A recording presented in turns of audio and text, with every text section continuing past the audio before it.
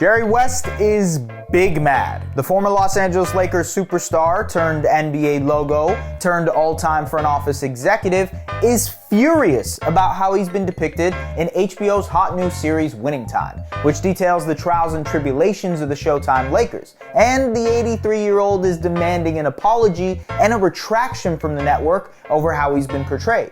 It's not only West though. Many others that were involved with the Lakers during those transformative years in the late 70s and early 80s have lambasted the series for its historical inaccuracies and specifically for its portrayal of West. So does West have a legitimate beef, and what's going to happen next? Let's break it down. Sit back, relax, and take this in.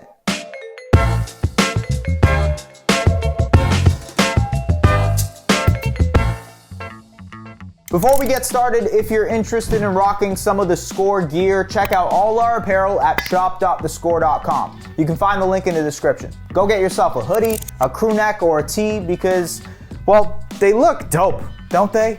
Now let's get going. Winning Time premiered earlier this year to much fanfare thanks to its star-studded cast led by John C. Reilly and Adrian Brody. Meanwhile, the brains behind the operation, executive producer Adam McKay, is a major Hollywood bigwig too. He directed The Big Short, Vice, and Don't Look Up, and penned multiple iconic comedies including Anchorman, Step Brothers, and Talladega Nights. And with all the star power behind it, Winning Time has generated mostly positive reviews from fans and critics alike, especially when it comes to the casting of its main characters, Magic Johnson, Kareem Abdul-Jabbar, and Dr. Jerry Buss. In real life, however, several of these icons being portrayed aren't so thrilled with the show, Magic included. But the person most upset with McKay and company is West, who's portrayed by actor Jason Clarke as an angry, egotistical megalomaniac, basically a walking temper tantrum. In one scene, West snaps his putter over his knee and flies into a rage on the golf course when the Lakers brass tells him they're planning to draft Magic Johnson first overall, against West's wishes.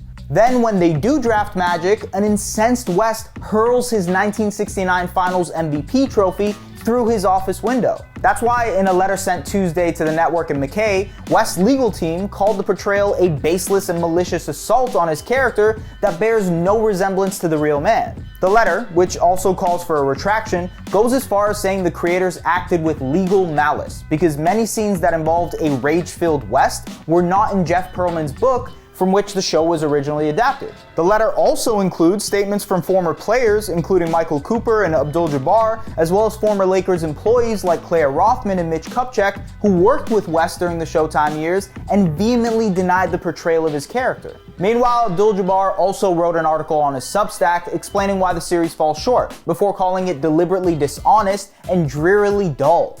He also came to West's defense in that article, saying, "It's a shame the way they treat Jerry West, who has openly discussed his struggles with mental health, especially depression. Instead of exploring his issues with compassion as a way to better understand the man, they turn him into a Wile E. Coyote cartoon character to be laughed at." Abdul-Jabbar then went on to blast the portrayals of other characters in the show, mainly the late Dr. Jerry Buss, his daughter Jeannie, Magic, and even himself, calling them caricatures, or amusement park portraits that emphasize one physical feature to amplify your appearance but never touch the essence. In the show's defense, however, it never promised to be a documentary. It is a dramatization of that period in Lakers history. It takes creative liberties with individuals and events, and it clearly states that in the credits of each episode. Still, West obviously takes umbrage with how he's depicted, and it's not hard to see why. The show ultimately frames him as a volatile meddler rather than what he was really known to be for the Lakers in his post-playing career,